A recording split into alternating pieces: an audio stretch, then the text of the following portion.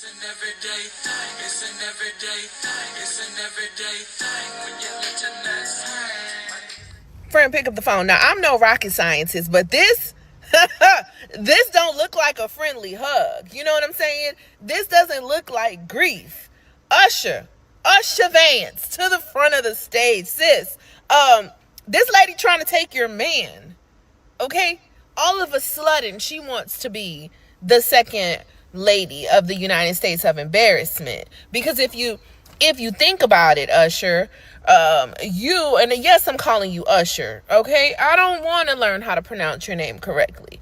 You are Hindu, right? You still say you're Hindu, but you develop and follow these white national Christian values. Meanwhile, back at the ranch, Erika's canoodling with your husband.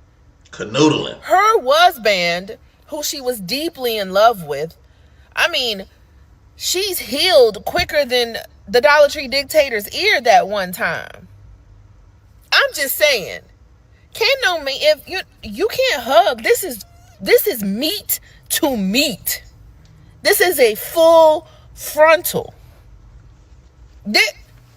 She got JD Vance more than wood. You in danger, girl. Y'all have a good day. One moment, Charlie was doing what he loved, arguing and debating on campus, fighting for the gospel and truth in front of a big crowd. And then those tears are faker than the liberal tears. He blinked and saw his Savior in paradise.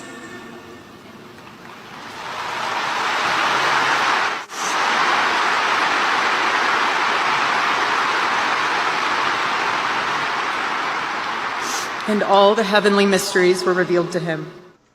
I mean, she's beautiful. And to really think about that, that he just blinked and then he was restored. And it is just a fact that MAGA Mike ain't really Charlie just redneck. loved the Lord. It was constantly, like I told you, going through the conversations and how much he would just say, I need to pray about it, I need to pray about it, I need to pray about it, wanting to marry Erika. First thing he said, which I think I showed you guys last week. And Erika's correct. It is important to remember that message of forgiveness that we have within ourselves, and it sometimes feels very hard to do that, but we are called upon to forgive people, to forgive our enemies, even in moments that it seems impossible or extraordinary to do so.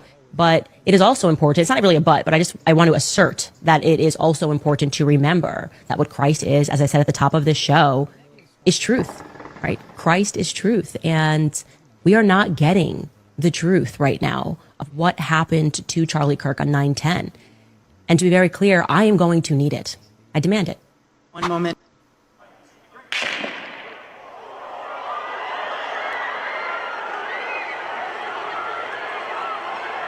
The video has gone pretty viral. Pastor Rob McCoy's son, Mike McCoy, you're going to see what he does, not in the seconds following Charlie getting shot, but in less than 1 second. First, let's hear his daddy's version of the events. And Mikey's the chief of staff. And I'm watching, the minute Charlie was shot, he called me, says, Dad, Charlie's been shot in the neck. Please call every pastor and pray. He had blood all over him. And it's rubbing me the wrong way, is that he says Mikey had blood all over him, except Mikey did not have blood anywhere near him because Mikey was behind the tent when Charlie got shot.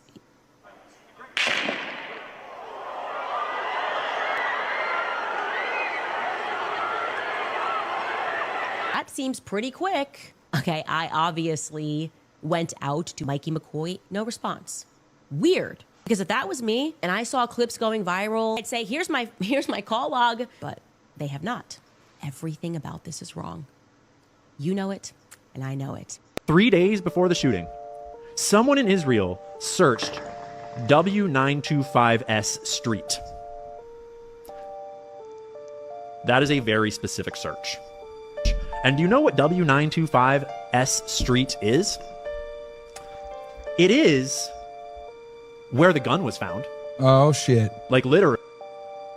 This might be the house, or maybe it was this one, where he walked by. Remember when Tyler Robinson was walking by and he was limping? Tiny stretch of road from about here to about here. which is like 1, 2, 3, 4, 5, 6, 7, maybe 8 houses. And the gun was found right here. 3 days before the shooting, someone halfway around the world is searching for an address in this little town in Utah. I mean, it's not a little town, it's attached to Salt Lake City. But bitch, please, come on. That is very specific. And then, on July 11th, in the District of Columbia, someone searched 683 W925S Street. That's a pretty specific location. 683 is this house. That's the chicken coop right there. Was that the Ring Camera house? Let's see. One sec.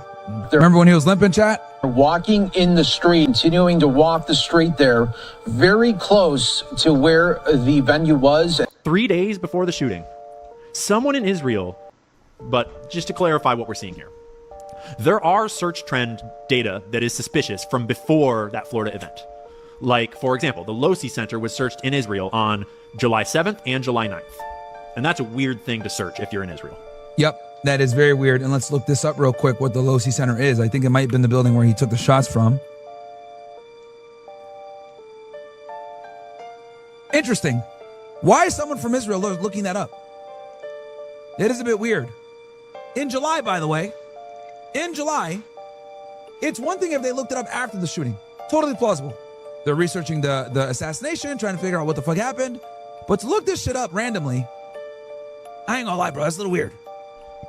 Actually, the landscaping company that redid the crime scene, they were searched on July 6th in District of Columbia, DC area, which is like maybe a coincidence.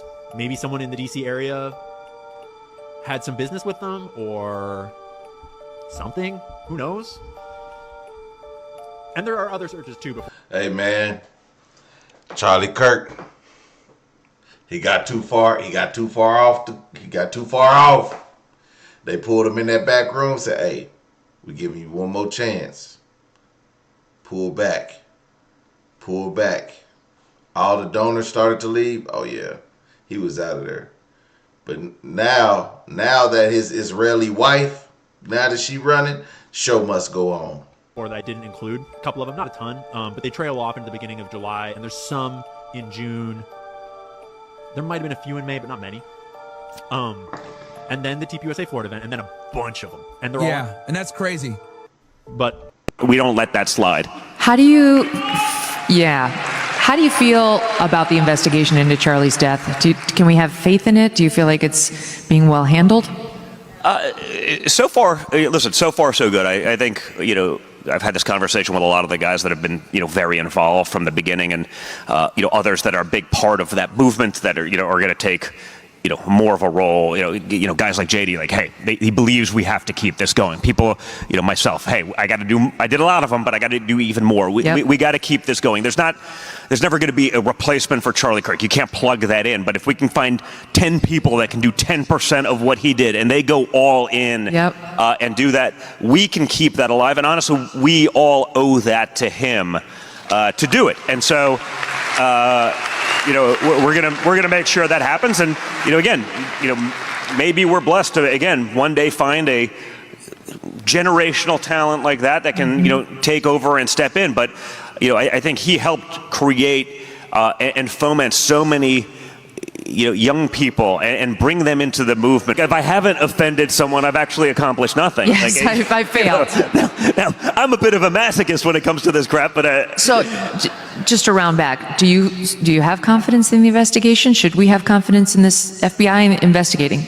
I do, and I mean, I don't know. I don't like it when the people have the private, but I've spoken to everyone, around, and Erika,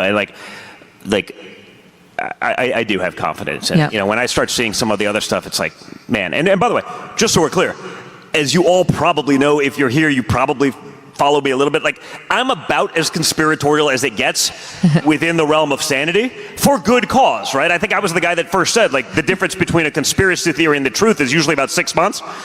I was the guy canceled for pushing all of the obvious things that were conspiracy theories that, Wuhan or whatever it may be, lab virus leak. The problem is that there is a cottage industry of just clicks. and people that are more than happy to, to profiteer, off of that. Again, I'm not saying that a lot of this stuff isn't real and isn't true, and I've been pushing all of that, but some of the stuff does get a little bit off the rails, and I think, you're really, He talking about Candace Owens in this one. Candace Owens ain't off the rail. She getting closer and closer. If she get too close, she gonna be out of here. She get too close.